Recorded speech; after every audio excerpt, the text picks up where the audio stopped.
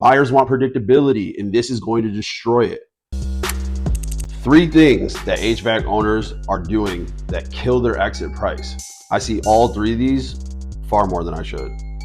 I've sat inside these conversations with investors and the owners of these companies. I know what buyers are flagging first. Number 1, pricing equipment at cost just to win jobs. Your margins are going to tell the whole story. Number 2, keeping commercial relationships personal. If they follow you out the door, that revenue does not count.